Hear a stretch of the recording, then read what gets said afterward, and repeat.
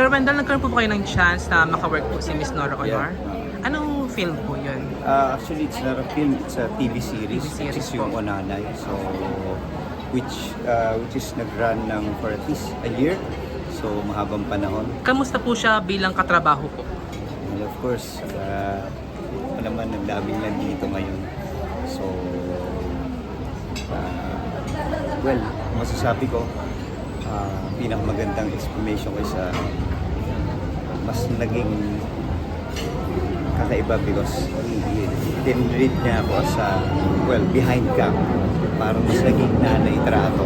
Yung pagiging as an artist, given na lahat. Nandun na lahat, pagiging professional, and napakabait niya, and mapagbigay siya, especially on the scenes.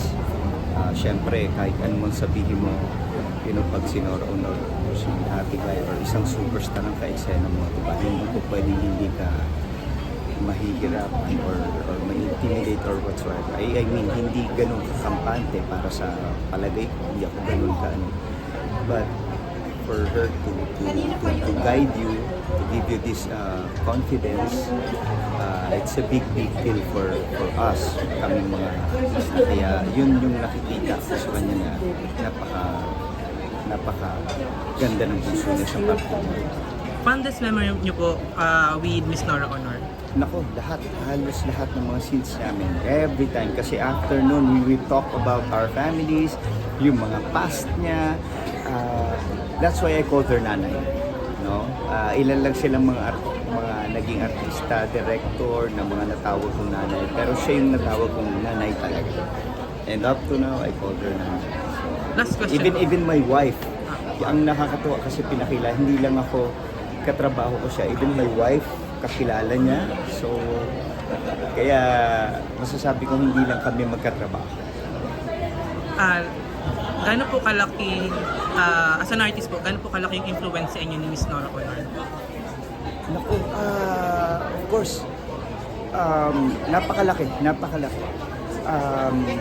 Unang-una, in terms of craftsmanship, sa pag-arte, napakalaki.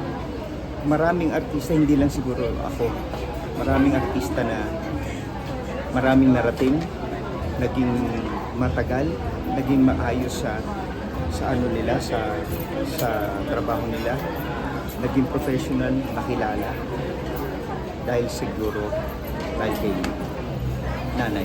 Last question na lang po. Ano po yung, sa laki po ng legacy na iniwan ni Miss Nora Honor, ano po yung hindi niyo po malilimutan pag naririnig niyo po yung pangalan niya?